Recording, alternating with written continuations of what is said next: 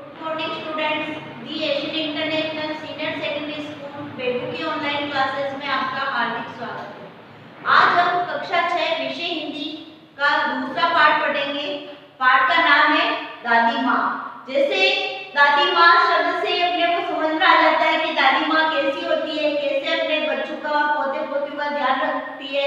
तो इस लेसन में भी यही है कि इस लेसन के जो लेखक है शिव प्रसाद सिंह है। वो शिव प्रसाद सिंह अपनी दादी माँ के बारे में अपने को बता रहे हैं कि मेरी दादी माँ कैसी थी कि जब मुझे बुखार आ जाता या कुछ भी हो जाता तो मेरी दादी माँ मेरा इतना ख्याल रखती थी कि हर थोड़ी थोड़ी देर में मुझे संभालती थी, देखती थी, मेरे लिए गरम पट्टियाँ करती थी, खाने के लिए मेरे खिचड़ी बनाती थी। और अगर आस पड़ोस में भी किसी की तबीयत खराब हो जाती तो मेरी दादी माँ उनके लिए भी 10 जड़ी बूटियां लाकर दे देती थी कि इसका उपचार इस तरह से किया जाए कि ये ठीक हो जाए। तो लेखक शिव प्रसाद सिंह जी अपने को बता रहे हैं कि दादी माँ के बारे में। फिर थोड़ा सा उन्होंने अपने बारे में बताया कि मैं दादी माँ के घर जाने के लिए इतना उत्सुक होता था कि मेरे दोस्त कभी कभी मेरी हंसी उड़ाते थे और वहाँ जो पानी का जो तालाब भरा होता था उसमें जाने का मुझे इतना आनंद आता था कि मुझे जीवन की सारी खुशियाँ मिल गई। मुझे किसी से कोई खाने पीने की वस्तु से मुझे इतना का शौक नहीं था जितना मुझे वहाँ के तालाब में जाकर सावन में जो बारिश के दिनों में, वर्षा के दिनों में जो तालाब भर जाते उस पानी में नहाने में मुझे इतना आनंद आता था। तो देखिए मैं आपको दादी माँ का लेसन जो आपको पढ़ा रही हूँ उसको आप अच्छी तरह से अपनी बुक खोलकर अच्छी तरह से समझना। कठिन शब्द जो आएंगे जो मैं आपको बोर्ड पर करवाती जाऊंगी। देखो, कमजोरी ही है अपनी पर सच तो ये कि जरा सी कठिनाई पड़ते बीसों गर्मी, बरसात और वसंत देखने के बाद भी मेरा मन सदा नहीं तो प्राय अनमना सा हो जाता। प्राय यानी कभी कभी, अनमना यानी सुस्त। प्राय का अर्थ होगा कभी कभी, प्राय यानी कभी कभी, प्राय यानी कभी कभी। दूसरा है अनमना यानी सुस्त। अनमना का क्या अर्थ होगा? सुस्त। अनमना यानी सुस्त हो जाता। मेरे शुभचिंतक, शुभचिंतक यानी मित्र, शुभचिंतक यानी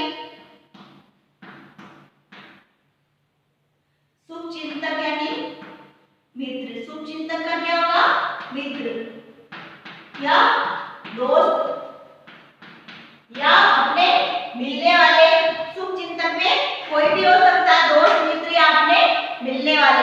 तो देखो लेखक शिव प्रसाद सिंह जी क्या बता रहे हैं अपने को कि कमजोरी ही है, कि मेरी ये कमजोरी है, कमजोरी मान सकता हूं मैं इस बात को कि अपनी, पर सच तो ये कि जरा सी कठिनाई पड़ते ही बीसों गर्मी, बरसात और वसंत देखने के बाद, बीसों यानी 20 साल तक मैं बसंत, गर्मी और बरसात का मौसम देखने के बाद भी मेरा मन सदा नहीं तो प्राय यानी कभी कभी, अनमना यानी सुस्त हो जाता है।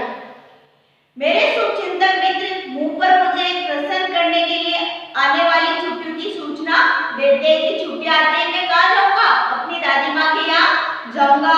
तो यहाँ पर आया कि प्रसन्न करने के लिए, प्रसन्न होना यानी खुश होना। ये सब आपको पता है कि प्रसन्न होना यानी क्या होता है? खुश होना। प्रसन्न होना यानी खुश होना, कि मुझे खुश करने के लिए मुझे क्या कहते हैं? आने वाली छुट्टियों के बारे में सूचना देना।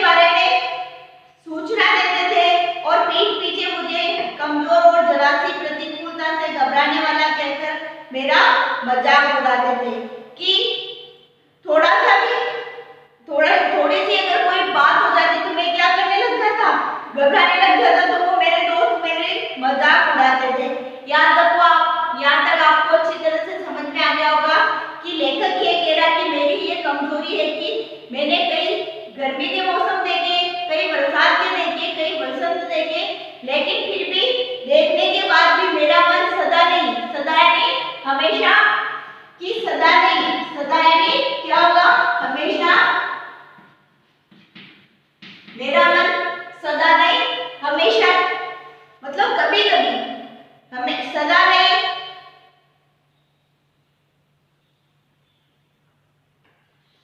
सदा यानी हमेशा नहीं, प्राय अनमना सा हो जाता, कभी कभी मैं सुस्त हो जाता हूँ। मेरे चिंतक मित्र मुझे आने वाली छुट्टियों की सूचना देते और पीठ पीछे मेरी कमजोर और जरा सी प्रतिकूलता से घबराने वाला कहकर मेरी मजाक उड़ाते हैं। आगे देखो, मैं सोचता हूँ अच्छा अब कभी उन बातों को न सोचूंगा, ठीक है जाने दो, सोचने से होता ही क्या। लेखक कह रहे कि अब मैं उन बातों के बारे में नहीं सोचूंगा क्योंकि सोचने से क्या होता है। पर बरबस मेरी आंखों के सामने शरद की शीत किरणों के समान स्वच्छ, अब शरद यानी क्या होता है, शरद यानी सर्दी के मौसम में, शरद ऋतु यानी सर्दी के मौसम में, शरद की शीत यानी ठंडी, शीत का क्या अर्थ होगा, ठंडी, किरणों यानी जो किरण होती है उससे समान स्वच्छ, शीतल का अर्थ भी क्या होगा, ठंडी, स्वच्छ यानी क्या होगा, साफ, स्वच्छ का अर्थ होगा साफ, स्वच्छ यानी होगा साफ, स्वच्छ का क्या अर्थ होगा, साफ, शीतल यानी ठंडी, इधर देखो शीतल यानी ठंडी, ठंडा या ठंडी। अब देखो यहां पर आया कि पर बरबस मेरी आंखों के सामने शरद की शीत किरणों के समान स्वच्छ शीतल किसी की धुंधली छाया नाच उठती है। धुंधली यानी हल्की छाया मेरे सामने आ जाती है। बरबस यानी बार बार मेरी आंखों के सामने, बरबस यानी बार बार, बरबस यानी बार बार। देखो लेखक क्या कह रहा है, एक बार और समझ लीजिए इसको। पर बरबस मेरी आंखों के सामने शरद की शीत किरणों के समान स्वच्छ शीतल किसी की धुंधली छाया नाच उठती है। बरबस यानी बार बार मेरी आंखों के सामने, शरद यानी ठंडी, शीत यानी, शीत का मतलब भी सर्दी से होता है, किरणों की समान, स्वच्छ यानी साफ, और शीतल यानी ठंडी, किसी की धुंधली छाया नाच उठती। धुंधली छाया से मतलब होगा दादी माँ के प्यार से, कि मेरी आंखों के सामने कुछ भी हो जाए मेरी दादी माँ का प्यार आ ही जाता है।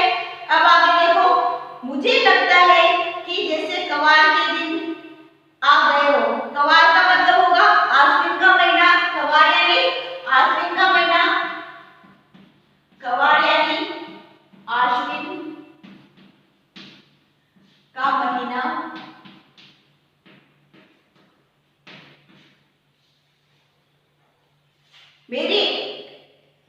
मुझे लगता है जैसे कवार के दिन आ गए, मेरे गांव के चारों ओर पानी पानी हिलोरे ले रहा है, कि पानी, वर्षा का मौसम आ गया है और मेरे गांव के चारों ओर क्या हो गया, पानी पानी भर गया और हिलोरे ले रहा है, यानी लहरें उठ रही है। दूर के सीमान से बहकर आए हुए मोथा और साई की अधगली घासें, गेहूं और वन प्याज की जड़ें तथा नाना प्रकार की बरसाती घासों के बीच सूरज की गर्मी में खोलते हुए पानी में सड़क कर एक विचित्र गंध छोड़ रहा। गंध यानी बदबू, विचित्र यानी अनोखी, विचित्र यानी क्या होगा, अनोखा, विचित्र यानी अनोखी, अनोखी, गंध यानी अनोखी, विचित्र, सॉरी गंध, गंध यानी क्या होगा, बदबू। जब बारिश का मौसम होता है, घासों के बीच सूरज की गर्मी में खोलते हुए पानी में सड़क कर एक विचित्र गंध छोड़ रहे हैं। जब बारिश कीचड़ हो जाता है चारों ओर, और बारिश के दिनों में कई प्रकार के फूल, पत्तियां और कई प्रकार के ऐसे पौधे उग जाते हैं, फिर वो सड़कर क्या होने लगती है, उसकी गंध आने लगती है। रास्तों में कीचड़ सूख गया है और गांव के लड़के किनारों पर जाग पड़े जलाशयों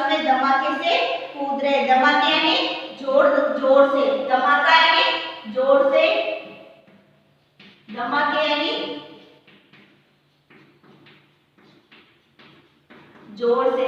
तुम्हें भी पानी में नहाने में मजा आता नहीं आता? जब बारिश हो जाती है, अपना पानी भर जाता है, तो छोटे छोटे बच्चे क्या करते हैं, उसमें नाव चलाते हैं, तैरने की कोशिश करते हैं, उसमें नहाते हैं। इस प्रकार लेखक शिव प्रसाद जी की भी यही इच्छा हो रही है कि मैं भी उस पानी से भरे जलाशय में जाकर, जाग भरे जलाशय में जाकर नहाऊं। क्योंकि जाग भरे क्या होता है कि बारिश के दिनों का, बारिश का जो पानी होता है उसको अपन हाथ में रगड़ते हैं, करते तो वो चिपचिपा होता है, ऐसा लगता है जैसे इसमें साबुन जैसे जाग आ रहे हो।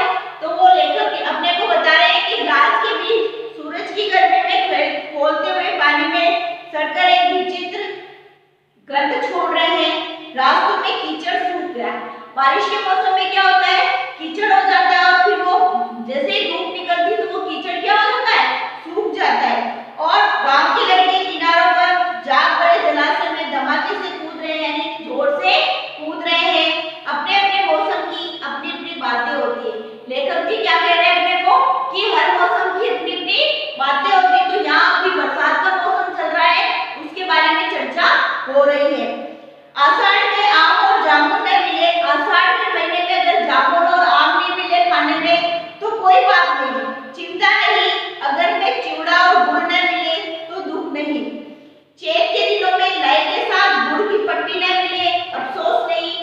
पर त्योहार के दिनों में इस गंधपूर्ण जाग भरे जल में कूदना न हो तो बड़ा बुरा होता है। कि बारिश के वर्षा के मौसम में अगर गंधपूर्ण जाग भरा जो जल है, जाग से भरा हुआ जलाशय है, अगर उसमें नहाना नहीं हो तो उसमें बड़ा बुरा लगता है। उसमें कूदना ना हो तो क्या लगता है, बड़ा बुरा लगता है। शिव प्रसाद जी ये बता रहे हैं कि अपनी दादी माँ के यहाँ जाने के बाद छुट्टियों में मुझे खाने पीने की चीजें नहीं मिले तो मुझे कोई चिंता नहीं है, लेकिन मुझे एक बार जाग भरे जलाशय में क्या करना है, नहाना है। अब आगे देखो, मैं भीतर हुड़क रहा था,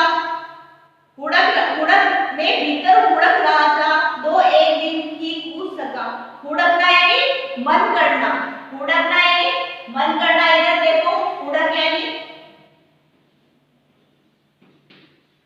हुड़कना, हुड़कना यानी मन करना।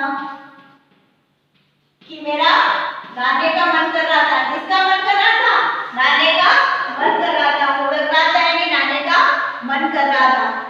मैं भीतर हुड़क रहा था, दो एक दिन ही तो कूद सका था, ना धोकर बीमार हो गया। लेखक क्या बता रहे हैं कि मैं एक दो दिन ही नहाया और फिर क्या हो गया, मैं बीमार हो गया। हल्की बीमारी न जाने क्यों मुझे अच्छी लगती थी। जब मैं हल्का हल्का बीमार हो जाता तो पता नहीं मुझे अच्छी लगती थी। बीमार होना किसी को पसंद आता है क्या, किसी को ही नहीं आता। लेकिन शिव प्रसाद जी लेखक अपने को क्या कह रहे हैं कि मुझे हल्का हल्का बीमार होना अच्छा लगता था। बीमारी, हल्की बीमारी न जाने क्यों मुझे अच्छी लगती है। थोड़ा थोड़ा ज्वर, सर, साधारण दर्द। ज्वर यानी क्या होगा, बुखार। ज्वर यानी बुखार। ज्वर का अर्थ होगा बुखार। ज्वर का क्या अर्थ होगा, बुखार। देखो, थोड़ा थोड़ा ज्वर, सर में साधारण दर्द और खाने के लिए दिन भर नींबू और साबुन। लेकिन इस बार ऐसी चीज नहीं थी। ज्वर जो चढ़ा तो चढ़ता ही गया, रजाई पर रजाई और उतरा रात 12 बजे के बाद। कि मुझे बुखार आया तो ऐसा आया कि चढ़ता ही गया, रजाई पे रजाई। कि मुझे ठंड लग रही थी तो मैं एक ओढ़ने से दूसरी रजाई को भी ओढ़ लिया। और मेरी बुखार कब उतरी, रात की 12 बजे उतरी। 12 बजे के बाद दिन में चादर लपेटे सोया था, दादी माँ आई। जब मैं चादर लपेट, अब लेखक अपनी दादी माँ के बारे में बता रहे हैं कि जब मुझे बुखार आ रहा था और मैं सो रहा था, चादर लपेट के सो रहा था, तब कौन आया, मेरी दादी माँ मुझे देखने के लिए आई। दिन में चादर लपेटे सोया था, दादी माँ आई, शायद नहाकर आई थी। दादी माँ कहाँ से आई थी, नहाकर आई थी। उसी जाग वाले जल में अब लेखक अपनी दादी माँ के बारे में बता रहे कि मेरी दादी माँ नहा धोकर आई थी और उस जाग वाले पानी में नहा के आई थी। पतले दुबले सने शरीर पर सफेद किनारी गीत धोती। लेखक अपनी दादी माँ के बारे में बता रहे कि उन्होंने क्या पहन रखा था, तो स्नेह, यानी कि उनकी दादी माँ प्यार की मूर्ति थी और उन्होंने सफेद किनोर वाली साड़ी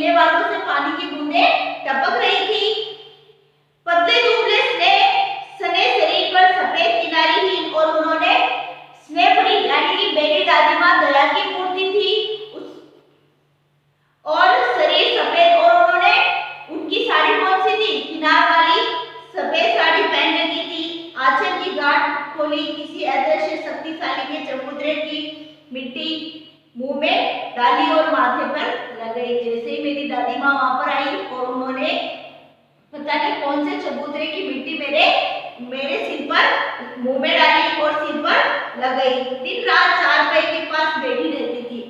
अब मैं इनमें से आपको कुछ शब्दार्थ लिखवा रही हूँ। स्नेह यानी प्यार से भरी। स्नेह यानी क्या होता है? प्यार। स्नेह यानी प्यार। स्नेह यानी प्यार। किनारीहीन धोती।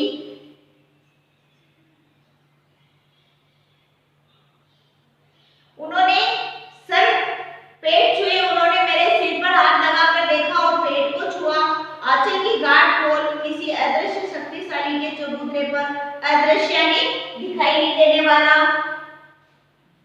अदृश्य यानी दिखाई नहीं देने वाला। दिखाई नहीं देने वाला उसको क्या कहते हैं? अदृश्य। जो हमें दिखाई नहीं देता उसको हम क्या कहते हैं? अदृश्य। दिखाई नहीं देने वाला। अदृश्य शक्तिशाली के चबूतरे की मिट्टी मुंह में डाली और माथे पर लगाई। दिन रात चारपाई के पास बैठी रहती। चारपाई यानी पलंग। चारपाई का क्या अर्थ होगा? पलंग। चारपाई यानी पलंग। मेरी पलंग के पास बैठी रहती। चारपाई के पास बैठी रहती। कभी पंखा चलती, कभी पंखे की हवा करती, कभी जलते हुए हाथ में कपड़े से सहलाती, सर पर दालचीनी का लेप करती और बीसों बार छू छू कर ज्वर का अनुमान लगाती। बीसों बार मेरे शरीर को छूकर क्या देखती है कि इसको बुखार आ रहा नहीं आ रहा है, हांडी में पानी आया कि नहीं, उसे पीपल की छाल से चौका कि नहीं, खिचड़ी से मूंग की दाल एकदम मिल तो गई है, कोई बीमार के घर में सीधे बाहर से आकर तो नहीं चला गया। कि जब कोई व्यक्ति बीमार होता है तो पुराने जमाने में ऐसे लगता था लोगों को कि कोई नया हुआ नाथ होकर आकर इसके पास बैठ गया होगा। तो दादी माँ के मन में क्या विचार आ रहे कि कोई बाहर से कोई आदमी आकर तो नहीं चला गया। आदि लाखों प्रश्न पूछ पूछ कर घर वालों को परेशान कर देती। तो ये दादी माँ के बारे में आपको समझ में आ गया होगा कि लेखक शिव प्रसाद सिंह जी है जो अपने को दादी माँ के बारे में बता रहे हैं कि उनकी दादी माँ का स्वभाव कैसा था और उनकी दादी माँ कैसी थी। अब देखो, दादी माँ को गवई गांव की 50 किस्म की दवाई के नाम याद थे। गांव का नाम क्या है? गवई। तो दादी माँ को 50 दवाइयों के नाम थे, जो देसी दवाइयाँ घरेलू दवाइयाँ थी उनके नाम याद थे। गांव में कोई बीमार होता उसके पास पहुंचती। कि दादी माँ त्याग और स्नेह की मूर्ति थी। अब उसको अपने पौधे या अपने बेटों से ही लगाव नहीं था, उनको जिनसे भी लगाव था, गांव के लोगों से भी बहुत लगाव था। अगर उनको भी कोई पीड़ा या दिक्कत परेशानी होती तो दादी माँ उनके पास भी पहुंच जाती थी। दादी माँ को गवई गांव की 50 किस्म की दवाओं के नाम याद थे। अब गवई क्या है? किसी गांव का नाम है।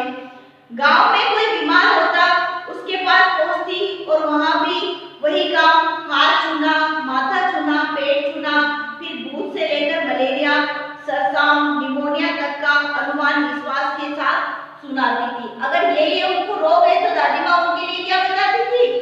जड़ी बूटियां बताती थी, दवाइयां बताती थी। महामारी और विषुचिका। विषुचिका का क्या अर्थ होगा? देखो, हैजा। क्या अर्थ होगा विषुचिका का? हैजा। विषुचिका यानी हैजा। मलेरिया जिसको अपन बोलते हैं टाइफाइड। महामारी और विषुचिका के दिनों में रोज सवेरे उठकर स्नान के बाद लवंग और गुड़ मिश्रित जलदार गुग्गल और इनकी क्या करती थी दादी माँ? धूप लगाती थी। सफाई कोई उनसे सीख ले। दादी माँ की सफाई इतनी थी कि सफाई करना दादी माँ से सीखे। दवा में देर होती, मिश्री या शहद खत्म हो जाता, चादर या गिलाफ नहीं बदले जाते। अगर चादर नहीं बदला जाता तो वे पागल हो जाती थी। मतलब पागल होने का मतलब उनका पागल होने से नहीं था, पर दादी माँ गुस्सा करने लग जाती कि बीमार आदमी के पास क्या होनी चाहिए? साफ सफाई होनी चाहिए। अगर पलंग का चादर नहीं बदला गया तो दादी माँ पागल जैसे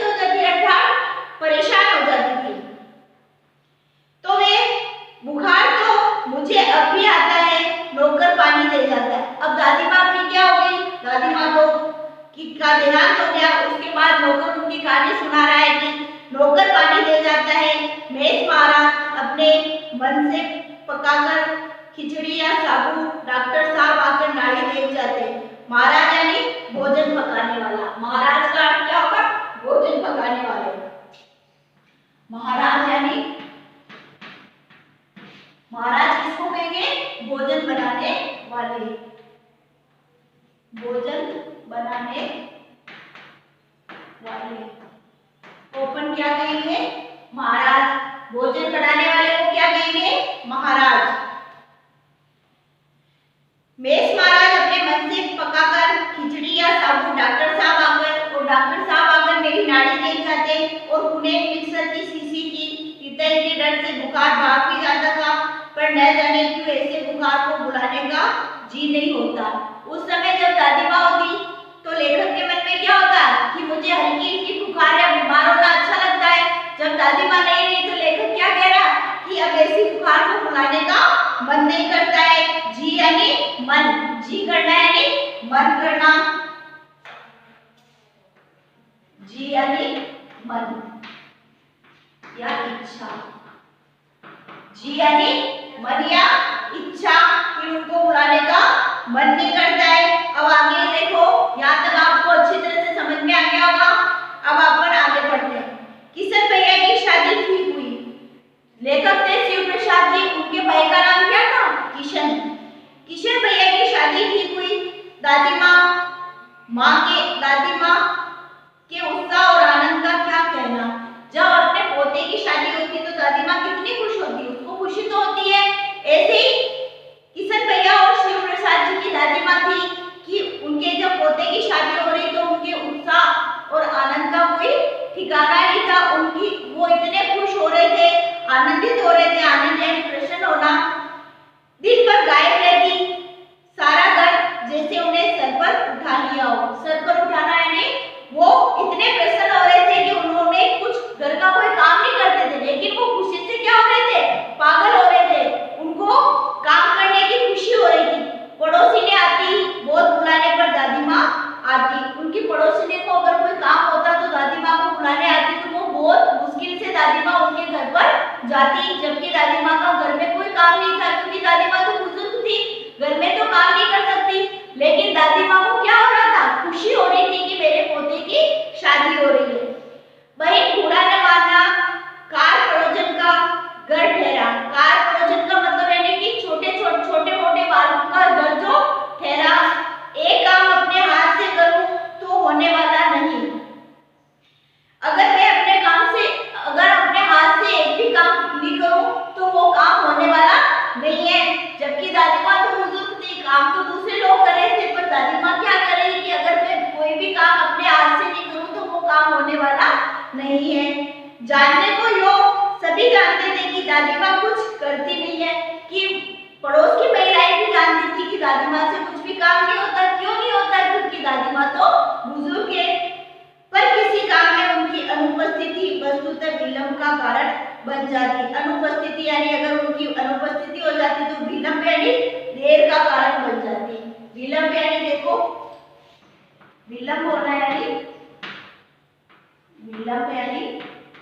देर,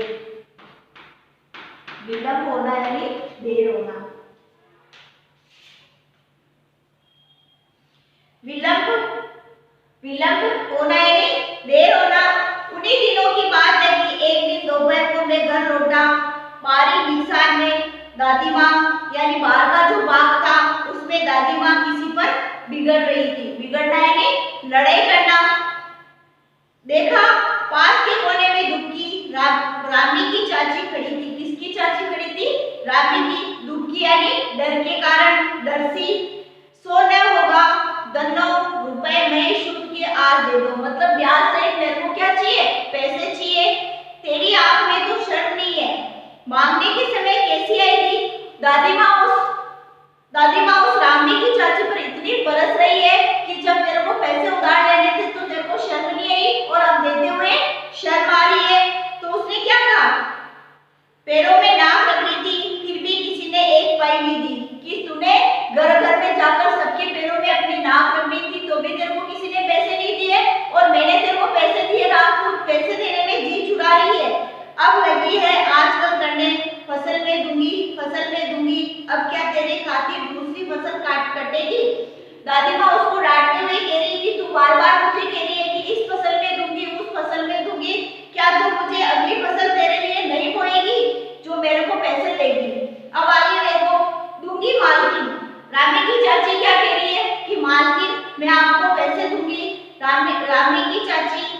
रोती हुई दिनों हाथ में आंचल पकड़े दादी माँ के पैरों की ओर झुकी।